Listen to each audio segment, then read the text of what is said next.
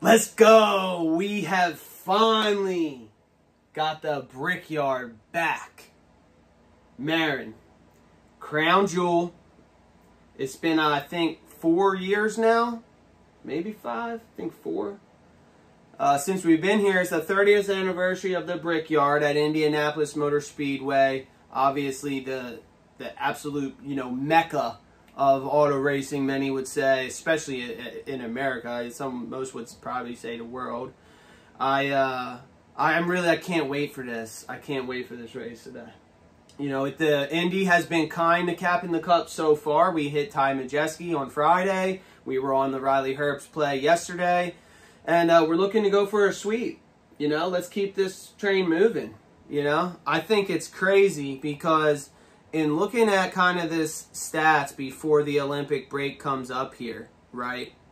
I am getting hosed on the Cup Series. We've been on the wrong side of a lot. I mean, we're talking, we got 6 second place finishes in the Cup Series, 12 total on the year, 13 third place finishes.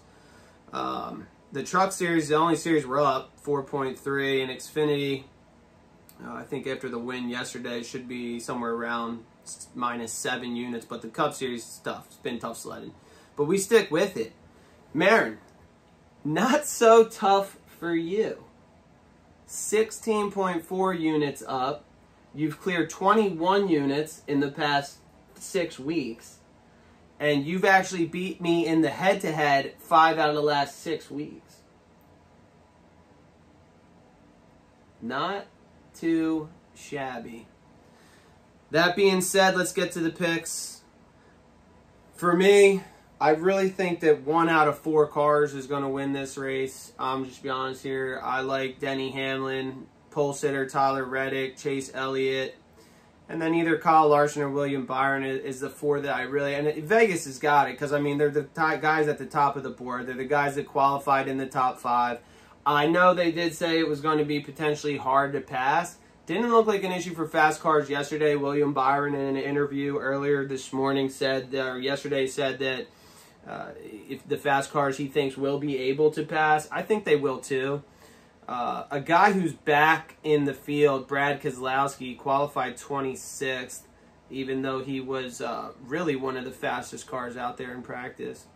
I'm going to keep my eye on Brad. If I see Brad pass like 10 cars in the first 5 laps, I'll probably throw live action down on him. Joey Logano qualified 12th, 2,200. He's somebody to take a look at that number if you're seeking out some value.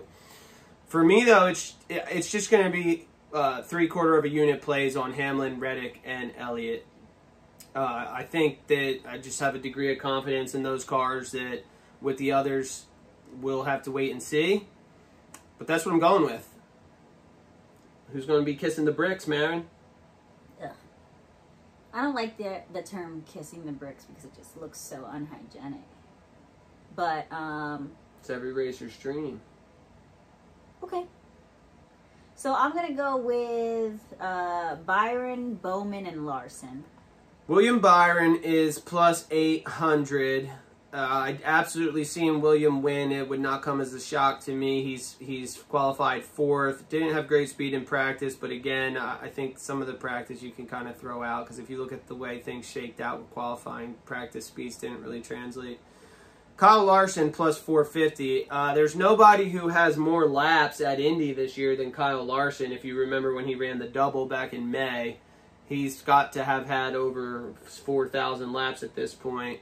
He is racing that scheme, too, today. That McLaren scheme looked pretty sick. 5 winning would not shock me at all either. And you said the last one, Byron, Larson, and who? Bowman. Alex Bowman. So you're going with 3 Hendrick cars. All 3 out of 4 Hendrick cars. The only one you're not going with is the 9. So Marin's a big believer in HMS today. I mean, they do have 14 of those things up there. I didn't know they were all under Hendrick, so... Well, if you want to retract, I mean, Bowman's 2,500. I can't see him really getting it done. No, I'll commit to it. I respect that. You got to own the pick. Oh, it's just apathy. Okay. Well, you know what? Marin's leading the season series 11-10. She is 16.4 units up, so commit to the pick. Brickyard, let's go. Good luck, gamblers.